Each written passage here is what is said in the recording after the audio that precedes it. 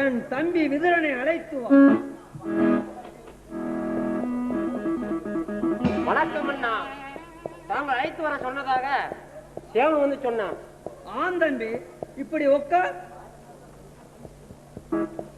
ஆலோசனை கேட்க உன்னை வரவழைத்தேன். அண்ணா, என்ன அப்படிப்பட்ட முக்கியமான விஷயம்? என்ன விஷயம் என்பதை எடுத்து கூறினால் அதற்கு உண்டான ஆலோசனையை நான் தங்களுக்கு கூறுகிறேன். தம்பி, அப்படி ஒன்றும் முக்கியமான விஷயம் அல்ல, சாதாரண விஷயம்தான். சொல்ல போனால் இது ஒரு வேடிக்கை விளையாட்டு என்றே கூறலாம். அதாவது நம் துரியோதனன் தருமனை வரவழைத்து சகுனியுடன் சூதாட வேண்டும் என்று ஆசைப்படுகிறான். இது சம்மதமாக என் அனுமதியை பெற வந்தார். நான் எதற்கும் என் தம்பி விதுரன் கேட்டுத்தான் முடிவு சொல்வேன் என்று அனுப்பி வைத்து விட்டேன். இது சம்மதமாகத்தான் உன்னை கூப்பிட்டேன். அண்ணா, இதை ஒரு வேடிக்கை விளையாட்டு என்றா கூறினீர்கள்? இது ஒரு வேடிக்கை விளையாட்டு அல்ல. தாங்கள் என்னை கேட்பதுதான் பெரு வேடிக்கையாக இருக்கிறது. தருமனை சூதினால் வெல்ல நினைப்பது சாதாரண காரியமா? இது ஒரு சத்திரிய குலத்தில் பிறந்தவன் செய்ய வேண்டிய காரியமா? பஞ்சகத்தால பஞ்சமா பாதகத்தை செய்ய நெஞ்சம் இடம் கொடுக்குமா? நன்றாக சிந்தித்து பார்த்தீங்களா? நானும் எண்ணி பார்த்தேன் விதரா. என்ன சொல்லியும் துரியோதனன் கேட்க மாட்டேங்கிறான். நான் என்ன செய்வேன்? அண்ணா, எண்ணி பார்த்தீர்களா? தன் மகன் வாழ்விற்காக தம்பி மக்கள் ஐவரையும் சூதினால் வாதிட்டு சூழ்ச்சியால் வீழ்ச்சியடை செய்து விட்டான் திருதராட்டினன் என்று உலகம் நிந்திக்காதா? பாராளும் தார்வேந்தன் தருமத்தை மறந்து கருமத்தை செய்ய துணிந்து விட்டான் என்று கண்டபடி ஏச மாட்டார்களா? இதையெல்லாம் சிந்தித்து பார்த்தீர்களா? தம்பி, நான் எத்தனையோ அறிவுரைகளை எடுத்து கூறிவிட்டேன். அத்தனைக்கும் துரியோதனன் அசையவில்லை. ஒரே பிடிவாதமாக நீங்கள் சூதாட்டம் நடத்துவதற்கு அனுமதி அளிக்க வேண்டும், இல்லையே உயிரை விடுவேன் என்று ஒரே முடிவாக சொல்லிவிட்டான். நான் என்ன செய்வேன்? அண்ணா, உயிரை விட மேலானது உண்மை என்பது உங்களுக்கு புரியாமல் இல்லை. இருந்தாலும் புத்திர பாசம் உங்க மனதில் பொங்கி விழுகிறது. என்ன செய்வது? எல்லாம் விதியின் செயல். எதற்கும் நாம் பெரியவர் பீஷ்மர் இருக்கிறார், அவரிடத்தில் சொல்லி துரியோதனுக்கு சில புத்திகளை சொல்லுவோம். அதற்கும் அவன் சம்மதிக்காவிட்டால் அவன் தளபதிப்படி நடக்கட்டும். நாம் என்ன செய்வோம்? தம்பி விதுரா, நான் தர்மத்தை பார்ப்பேனா? என் தலைநகரில் விலமதிக்க முடியாத உயிரை காப்பேனா? எனக்கு ஒன்று விளங்கவில்லையே, நான் என்ன செய்வேன்? அண்ணா, இருந்தாலும் புத்திர பாசம் உங்க மனதில் பொங்கி விடுகிறது. எதற்கும் நம் பெரியவர் பீஷ்மர் இருக்கிறார், அவரிடத்தில் சொல்லி எல்லோரும் சேர்ந்து துரியனுக்கு இந்த புத்திமதியை சொல்லுவோம். எப்படியோ அப்பா, இந்த காரியத்தை நீதான் பூர்த்தி செய்ய வேண்டும்.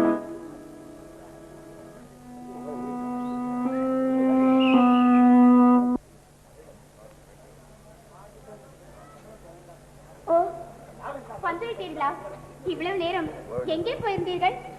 பாஞ்சாலி. ஓ, அதுவா பாஞ்சாலி? நான் சற்று நேரம் உலாவி வரலாம் என்று வனத்திற்கு சென்றேனா, அங்க ஒரு அடம் பிடித்த மதையான என்னை விடாப்படியாக திறந்து வந்தது.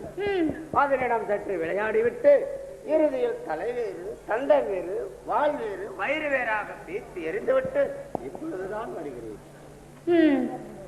உங்களுக்கு யானையிடத்தில் இருக்கும் அன்பு கூட இந்த ஜானியிடத்தில் இருப்பதில்லை. கண்ணே, என்ன சொல்கிறாய்? உன்னிடத்தில் எனக்கு பிரியமில்லை என்கிறாயா? உங்களுக்காக இங்கே நான் எவ்வளவு நேரம் காத்திருக்கேன் தெரியுமா? ஓ, அதனால் அப்படி சொல்கிறாயா? அன்பே, இப்படி வா. போங்கள், உங்களுக்கு அனுப்பியதுதான் வேலை. அனுப்பதில் தானே இன்பமே இருக்கிறது கண்டி.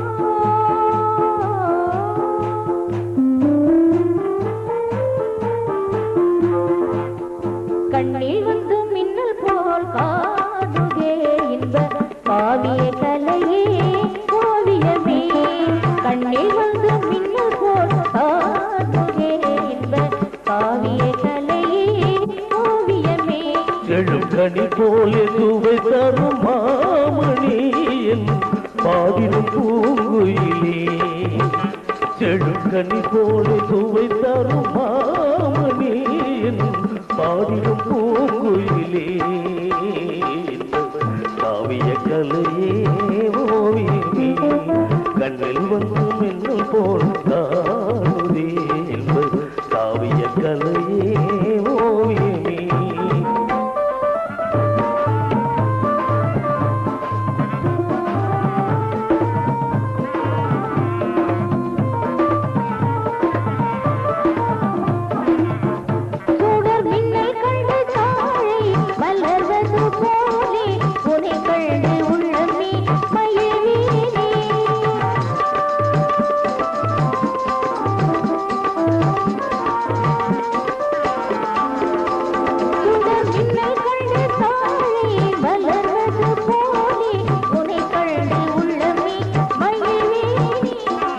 வானம் இல்லாத ஊரே இல்லை உலகினில் மழை என்று ஏதோ இல்லை அன்பே உன்னை என்று வாழ்வே இல்லை அமுதே இது உண்மையே என்பது காவிய கலையே ஓவியமே கண்ணில் வந்து மின்னும் போல் காணுதே என்பது காவிய கலையே ஓவியமே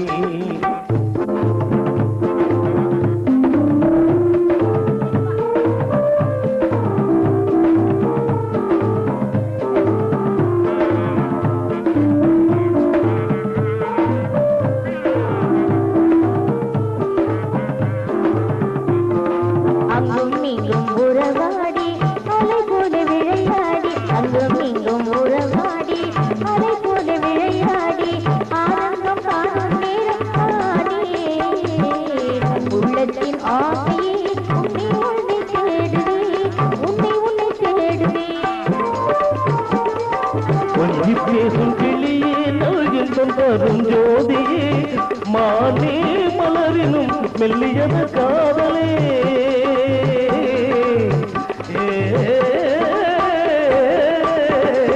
கொஞ்சி பேசும் கிளியே நல்கின்றும் தரும் ஜோதியே மானே மலரினும் மெல்லியது காதலே புதுமை வாழ்விலே புதுமை வாழ்விலே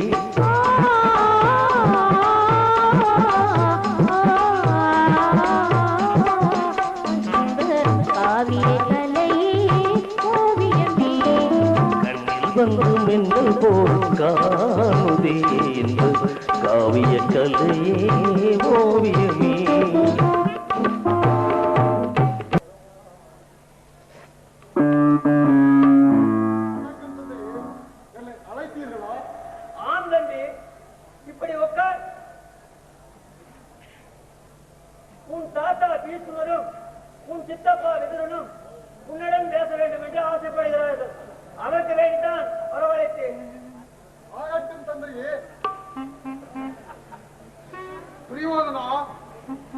நீ பாண்டவர்களை அழைத்து சூதாட வேண்டும் என்று கூறினாயா?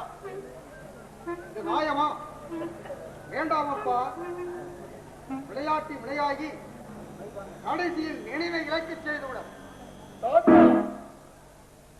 பகைவர்களை வெல்ல பல வழிகளையும் முயற்சி செய்வதில் தவறொன்றும் இல்லையே தாத்தா.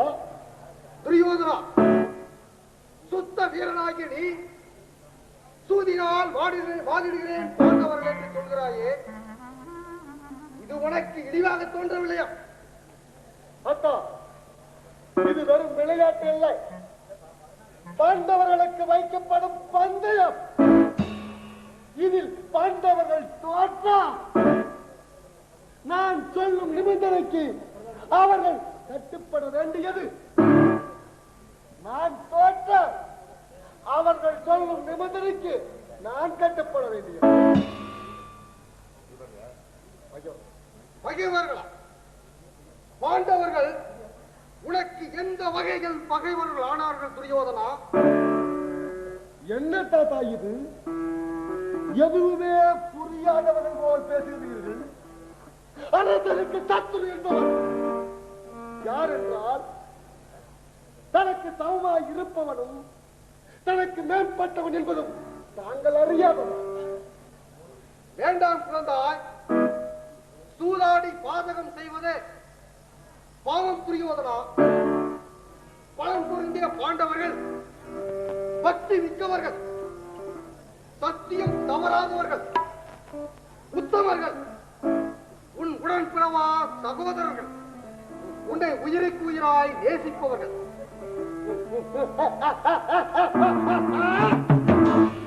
பக்தி மிக்கவர்கள், எல்லோருக்கும் மேலான சக்தி மிக்கவர்கள், உத்தவர்கள், மற்றவர் எவரையும் மதிக்காதவர்கள், உடன்பிறவா சகோதரர்கள், எனக்கு இடர் கொடுக்க வேண்டும் என்ற எண்ணம் கொண்டவர்கள், உயிருக்கு உயிராய் நேசிப்பவர்கள், என்னை ஒரு குருவி குஞ்சு என்று யோசிப்பவர்கள். தாத்தா, இந்த துரியோதனன் சொன்னால் சொன்னதுதான். பகடை என்ற சகடை நாடகம் நடந்த தீர வேண்டும். அதில் அந்த பாண்டவர்கள் தீண்டாமல் ஒழிய வேண்டும். அதுவரை இந்த வணங்காமுடியோன் இணங்க மாட்டான். இது சத்தியம். துரியோதனா, அம்பெய்து குங்குமான் விளைச் செய்யும் ஒரு சுத்த வீரன் படைவிரித்து முயல் பிடிக்க நினைப்பது இது எவ்வளவு பெரிய கேவலம் என்று எண்ணி பார்த்தாயா? பாசறையே தனது நேசரையாக நினைக்கும் ஒரு கர்ம தீரன் கடையின்றி விடை பிடிக்க நினைப்பது கேவலம் இல்லையா?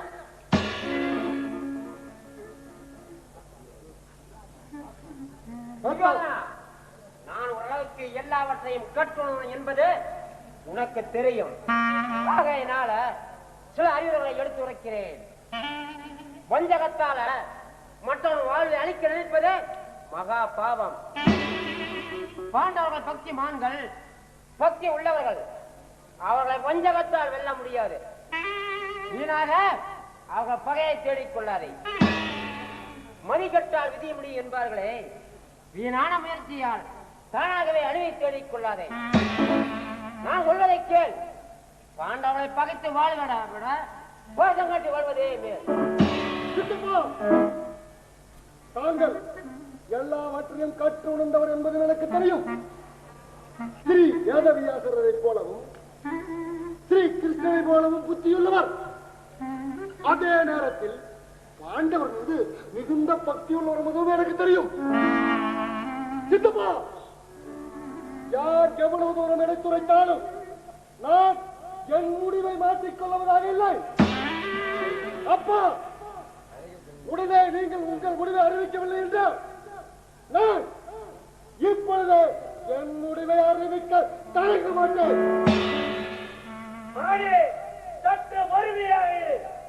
தம்பி, நீ இப்பொழுதே இந்திரா பிரதேசத்துக்கு போய் இந்நகரில் புதிய ஒரு திருமணம் பண்ணியிருக்கிறோம். இதை பார்ப்பதற்கு புரியாதவர்களோடு விளையாடுவதற்கும் சகல பரிவாரங்களோடு வரும்படி நான் சொல்லியதாக சொல்லி பாண்டவரை சீக்கிரம் அழைத்துவா. அண்ணா, இது என்ன அநியாயம்? ஒருவனுக்கு கேடு வருவதற்கு முன் புத்தி கெடும் என்பார்களே, அதுபோல் உங்களுக்கு புத்தி கெட்டு விட்டதா? பாண்டவர்களை மனமறிய மோசம் செய்ய அழைத்து வர சொன்னீர்களே, இதனால் எப்படி மனம் ஒப்புக்கொண்டது? பல வாரங்களாகிய பாண்டவர்களுக்கு கேடு வரும் என்று எண்ணி விடாதே. கட்டாயம் உன் மக்களுக்குத்தான் கேடு வரும். இதனால் உங்கள் முடிவை மாற்றிக்கொள்ளுங்கள். தம்பி விதுரா, நாம் கூறாடும்படி நியமிக்கிறோமே, அன்றைய உத்தஞ்சை நியமிக்கவில்லையே. அப்படி இருக்க கழகம் எப்படி வரும்? நாமும் வீசுவதும் பக்கத்தில் இருக்க கழகம் வர விடுவோமோ? அப்படி ஏற்படும் என்று விதியிருந்தால் அதை யாரால தடுக்க முடியும்? ஆகையால் என் பேச்சை மறுக்காமல் பாண்டவரை சீக்கிரம் அழைத்துவா.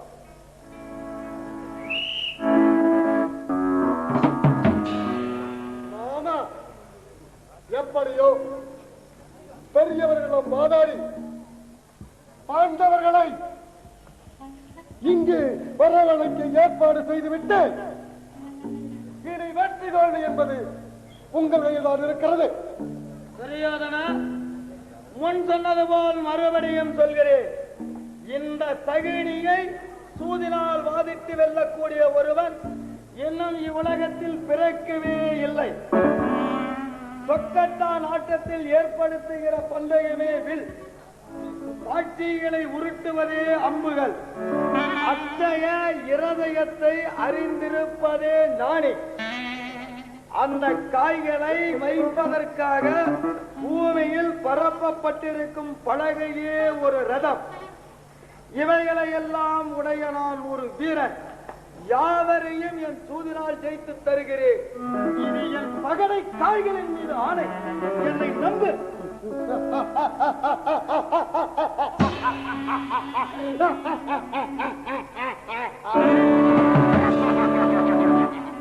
மாமா, இது மட்டும் நடந்து விட்டால் என்னை ஏளனம் செய்த அந்த பாஞ்சாலியை என்ன செய்வேன் தெரியுமா? 10 பேர் முன்னிலையில் பங்கப்படுத்துவேன். என் ஆடைகளை நிலையச் செய்து ஆனந்தம் கொண்ட அந்த திரௌபதியின் உயிரை உரியச் செய்வேன். என் மருமகனே துரியோதனா, உன் எண்ணம் ஈடேறும். இனி நீ இதை பற்றி கவலைப்படவே தேவையில்லை. சந்தோஷமாக இருக்கும். அன்பே, உன்னை விட்டு என்ன ஒரு நிமிடம் இருந்திருக்க முடியுமா என்ன? அத்தா, தாங்கள் எவ்வளவு அழகாக இருக்கிறீர்கள் தெரியுமா? உன்னை விடவா? உங்களை எப்படியெல்லாம் வாழ்த்துகிறார்கள் தெரியுமா? எப்படி?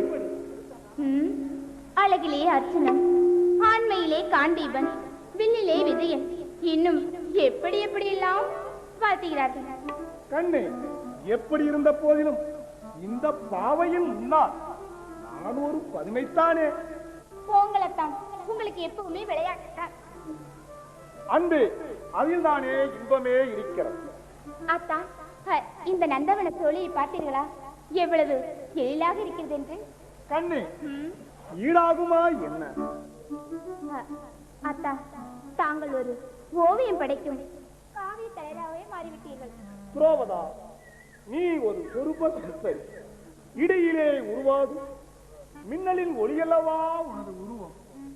பாரிசாத மலரை வாரியிருப்பது போன்ற உன் பட்டு தளிர் மேனி, வானகத்தும் மேனகையும் கண்டவுடன் மெய்மறக்கும் உனது வண்ண முகம், பார்கடலில் பள்ளி கொண்ட பரந்தாமன் வைத்திருக்கும் வெண்சங்கு போன்றதல்லவா உன்னுடைய கழுத்து.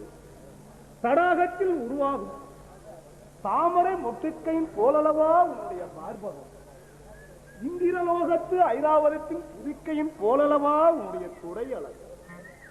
மலையின் எங்கான உன் இளந்தலின் பாதங்கள் இத்தனையும் சேர்ந்து எண்ணற்ற மன்னர்களின் கண்ணை கவர்ந்த உன் அழகை பற்றி என்னால் வர்ணிக்க முடியுமா என்ன?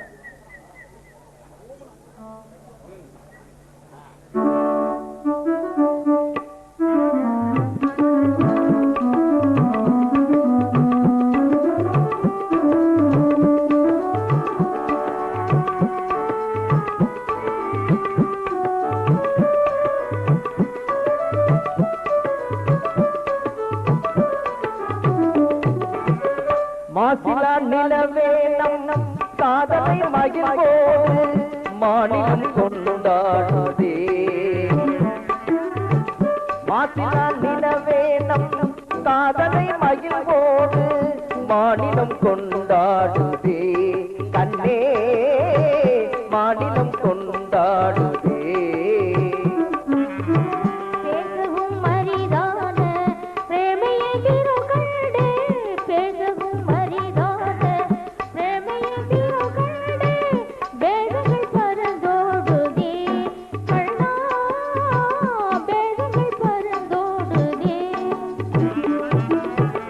மாசிலா நிலவே நம் காதலை மகிழ்வோடு மாநிலம் கொண்டாடுதே.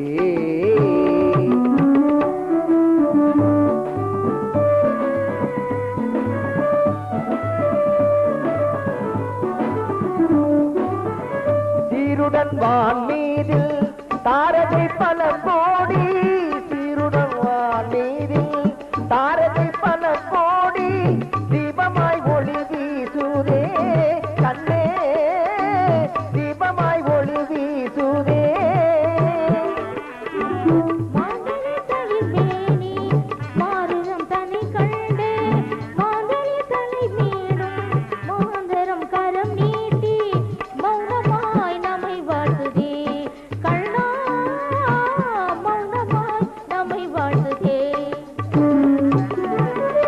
மாசிலா நிலவேனம் காதலை மகிழ்வோடு